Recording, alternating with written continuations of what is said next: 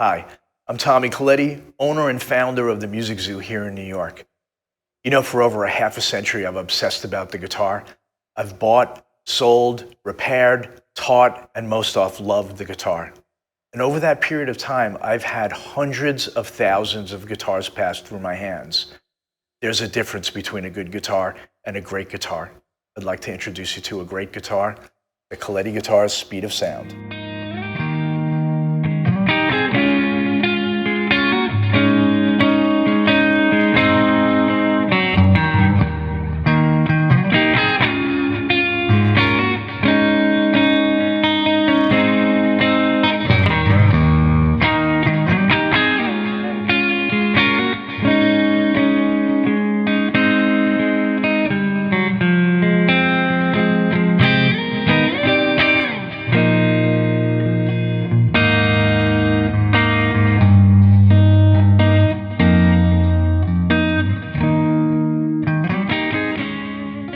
The Speed of Sound is an American-made guitar. They're all one of a kind. The specs that I'm really excited about. Let's get into it. Let me give you a little bit of my history and journey with the guitar and New York City in the late 70s. So I started playing the guitar in 1978, and as soon as I started, I was instantly fascinated with the guitar. And there was this place in New York City, 48th Street. And 48th Street was the mecca of guitars. Between 7th and 8th Avenue in Manhattan, nothing but guitar stores. Manny's Music, famed Manny's Music, where Hendrix went and bought all his guitars, and Sam Ash was there. Electro Harmonics had a store down there. Guitar Man had a store. Silver Horland, Rudy's Guitars. Yeah, later on, ESP and 48th Street Custom had a store there. Alex Music, Alex Axe it was called. So 48th Street at that time, you never know who you were going to see. So as a kid who was fascinated with the guitar and fascinated with like hard rock and heavy metal even, you never know who you were going to see. There would Paul Stanley, Ace Frehley would be walking out of a store while you were walking in. Bob Dylan. I bumped into so many people. Jeff Beck walked out of Rudy's one time as I was walking in, and it was so fascinating to me as a kid, not only to see these guitar heroes that were larger than life, but to see all the guitars. And what a great place to see all those guitars, because every store had a different thing that they focused on. Some stores focused on the new Gibson and Fender guitars, and then there were guitars like Stuyvesant guitar that focused on the Hamer Standards and the BC Rich Eagles and Mockingbirds, which was like just seeing like a UFO back then. Not too much later, Charvel's entered into that street. First time I saw a Floyd Rose was at Stuyvesant Guitars back then in the late 70s. So there was so much rich history with 48th Street, guitar players, musicians, whether it was Hendrix or the Beatles or whoever it was down there. It was a wonderful place, and it was a wonderful place for me to go and learn and watch and fantasize about some guitars that most guitars I couldn't afford, and played everything and drove everybody crazy on 48th Street as well. All the salesmen, when I would come walking in, knew like, oh, this kid's gonna play every guitar in the store. By the 80s, I was teaching guitar. I had played for years then and established my theory and playing, and I had a roster of students in Maspeth and Middle Village, Queens. And by the time I was 16 or 17-year-old guy, I had probably 75 to 80 students a week that I was teaching. And during that time, a student would sit down in the lesson and they'd hand you the guitar and you'd tune it up for them and play it for a little bit and hand it back. And I played so many guitars. And during also that time, these were all music schools and music stores. So there were guitars hanging everywhere and repair shop. And I got so much time with the guitar and with so many guitars. And even back then in the 80s, I could identify the difference between a good guitar and a great guitar. And what my students would come to me when they wanted to buy something or they were ready for the next step and they wanted to go from like a beginner guitar to a better guitar, they'd ask me to help them find it. Tommy, I want a Les Paul. I don't know which to get. They're very expensive and I don't want to make a mistake. Can you come with me to find that guitar? Or could you find one? And I would go to different stores and I'd play different guitars. And Guitars have gotten more consistent now than they were back then, but there was definitely the difference between the good guitar and the great guitar. And I was looking for great guitars for people. There were a lot of duds. I played a lot of vintage guitar duds, and I played a lot of new duds in my time. And they just wanted one that worked, one that intonated perfect and all the harmonics came out and there was some kind of magic in it. And some of them had it and some of them didn't. And back then I already started noting why and what was the differences. So then fast forward a little bit, playing clubs, and now I get to play with different guitars on stage at loud volumes, and you could learn how different guitars behave like in environments like that with bands and loud drummers and all that stuff. And I took all that into account and moved forward. And before you know it, I was opening the Music Zoo. I opened the Music Zoo in 1994 in Little Neck, Queens. It was a small little shop. I was teaching guitar there. I took all of my students that I was teaching at that time and kind of congregated them all together, because at that time I was driving to people's houses or walking to people's houses to teach them, pre-cell phone, pre-beepers, pre-internet, and you'd show up at somebody's house and ring the bell and they forgot that they had a guitar lesson, and you killed half of your day, trying to teach somebody the guitar. So congregating everybody together seemed to be like an obvious thing.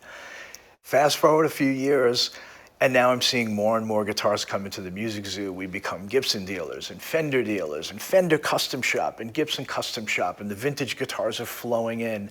And I'm running to the street on Northern Boulevard to greet the UPS person and taking the guitars off the truck to unbox them, because I couldn't wait to go through these guitars that were coming in. Back then, early Murphy guitars and early historic Les Pauls and master-built guitars from Chris Fleming and all of these great builders. Down the road here, I go, I'd like to just build a guitar for myself. Always building guitars with other brands and stuff. What would I do if I just built my own guitar? Just something I'm going to play in the house. And this is how this guitar started. It really was a culmination of all these little things that I've learned through the years. And there's so much minutia is probably the biggest thing to know in this whole journey for me. It was these little tiny changes that most miss. And maybe they get one thing or two things on a guitar and they really push that on a guitar and they advertise whatever it is, thin skin. But they don't really hit all of the things. And I really wanted to get as many of these things that I learned over the years and kind of roll it into one guitar. And before you know it, I had what was this guitar.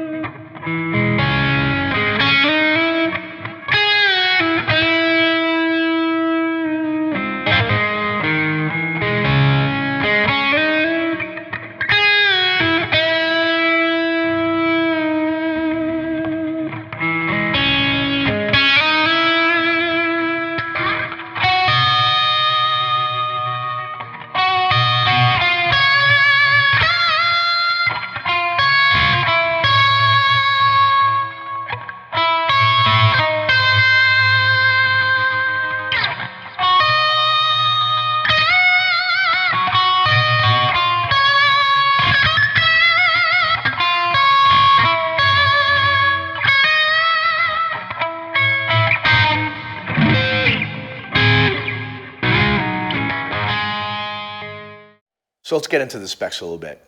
One of the biggest specs and things that we're doing with these guitars is the use of hot hide glue. And hot hide glue is usually reserved for it was used for vintage guitars back in the day in the 50s and 60s. And it was also used in violin making and viola making and cellos. It's an old world technique. It takes a lot of skill and a lot of patience to use. And it was something where using that glue and hearing guitars that were constructed with it, there was an obvious difference in the resonance to the guitar. So it was something that I absolutely wanted to use. On top of that, a finish was the big important thing to me. I love all finishes, but there are certainly finishes that you could use as a guitar builder that make the guitar, or help the guitar more resonance and more like just sonically just sound better. To me, nitrocellulose, I could hear the difference between a nitrocellulose guitar and a polyurethane guitar immediately. Polyurethane, great, looks awesome, will last forever.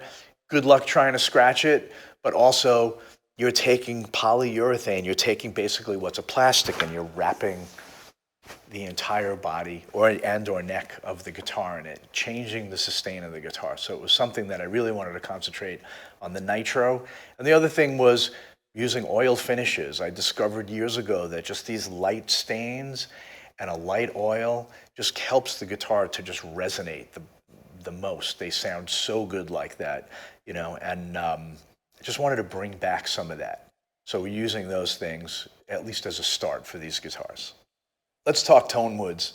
There's a variety of different woods that will give you different sonic possibilities, you know, and depending exactly what sonic possibilities you're looking for is what you should try. I happen to really like roasted necks on guitars, but we do unroasted and roasted. This guitar happens to be unroasted quilt top and a mahogany back with a Brazilian fretboard. I've been using Brazilian fretboards as also Indian rosewood.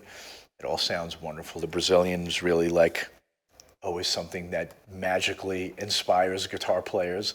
And I keep using these and experimenting with different woods to get different tones that you're looking for. Like a mahogany, you're going to get more of a dark and woody tone, and then as you start to bring in the maple caps and there's a little bit more brightness, especially with the hot hide glue on top of it. But I found they all sound fantastic in their own way, and we're able to order exactly what you want. Let's talk about the neck profile. You know, the neck is probably the most tactile part of any guitar, right? It's where you do all your fretting and your playing, and it's like you instantly know as a guitar player when you pick up a guitar if it's right for you or it's not right for you. And having the neck be as comfortable as possible, since you're going to spend hours, days, weeks, years, and centuries playing a guitar, you want it to be right. And everybody's got a different perception of what right is and what's comfortable. I've been fortunate enough to have so many guitars come in that I've really found some neck profiles that I love. And I took 2 or 3 of the neck profiles that I absolutely loved during my entire career playing the guitar and rolled them into this neck shape. You know, we call it the Colletti carve between my master builder and I, but it's a rounded C. It's very round in the shoulders. It's very comfortable. It feels like you've been playing it for years, or someone's been playing it for years and broke in the neck for you. So it's like coming home. And I wanted to make sure that I got that right. And I went through, I don't know, several different necks before getting the neck profile exactly dialed in where I wanted it. And I think we got it, and it feels great. Next up, here's our headstock. So kind of a funny story with this. My 10-year-old daughter, Ava, had a Crayola light box from years ago, actually, from a few years ago.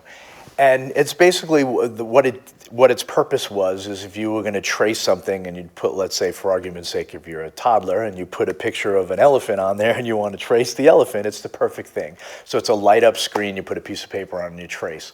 So I took her pink Crayola light box on my kitchen table and just started tracing headstocks one after another, after another, after another, after another.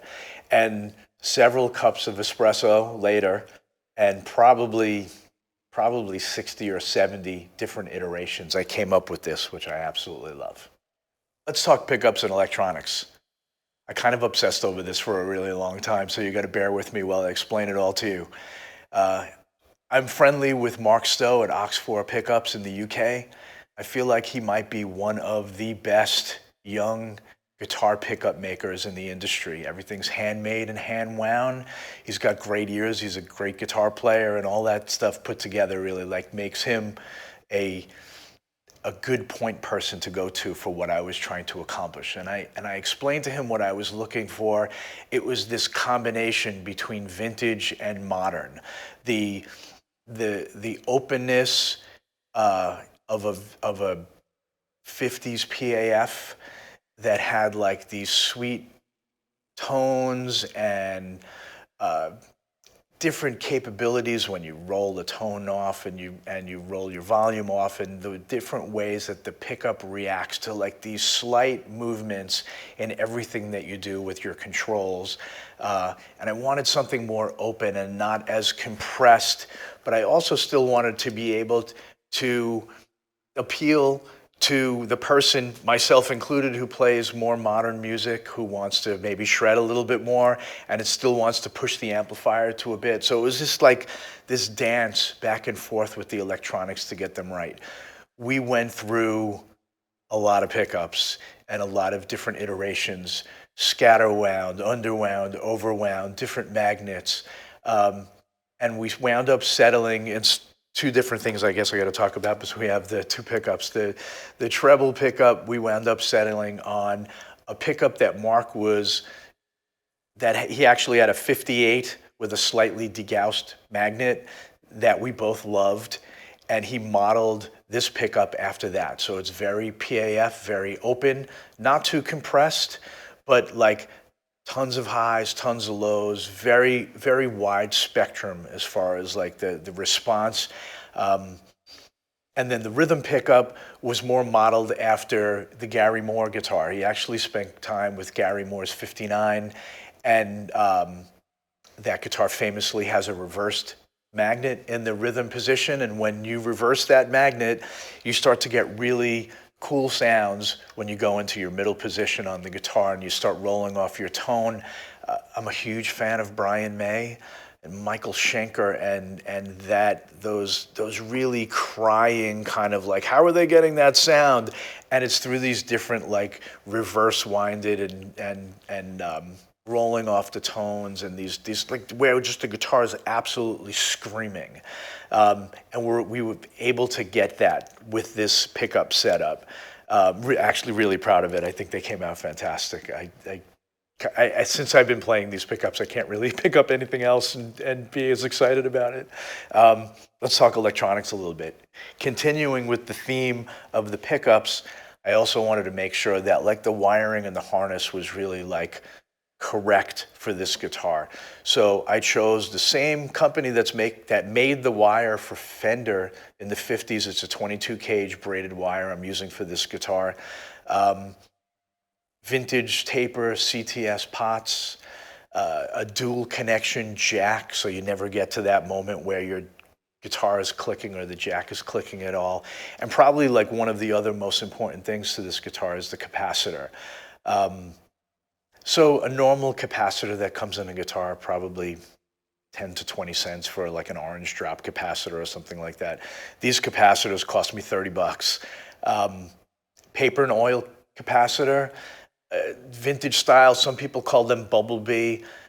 Over time, some of the people call capacitors bumblebee, but they're actually not an official paper in oil cap. The paper in oil, actually, the castor oil, you can actually hear a difference. So the harness, if you will, like, and I see this in the vintage world, how people just chase harnesses. Oh, it's a harness of a Les Paul Jr., or it's a harness from a 335, a 59 335 that I've taken and I've put in my guitar. The harness to me was a very important part of this. So it wasn't only the combination of the pickups, but it was the pickups and the harness, the capacitor, the whole thing. Again, it was the really concentrated minutia, like instead of just going, it's cool, I'll just put one of these things in, it's 19 cents. Or, it's cool, I don't really need the better volume knob or tone knob. Or, it's cool, like I'll just throw a set of XYZ pickups in, it'll be cool. I didn't want to stop there, I wanted to keep going, and that's what I feel I've done.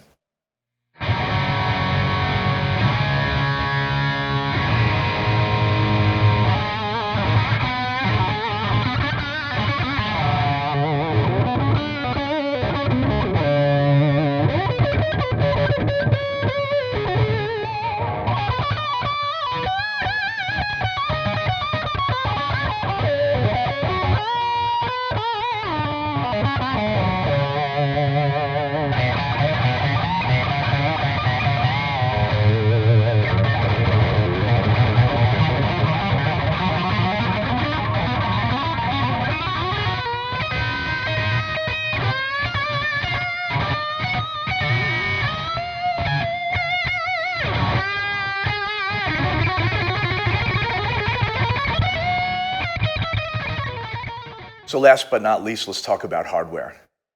So I love guitars from all eras, and obviously the 50s guitars have a place in godliness. But some of my inspiration for this guitar, besides the 50s, actually came from the 70s. The 70s, great builders like Bernie Rico and Paul Hamer and Joel Danzig, Wayne Charvel, Lynn Ellsworth, at that time, these builders were searching for something different, better woods, better hardware, just building something a little bit more custom than what was offered on the shelf at a guitar store. And that translated into my guitar heroes, Eddie Van Halen, Stevie Ray Vaughan, both guys that gravitated in those early days to brass hardware.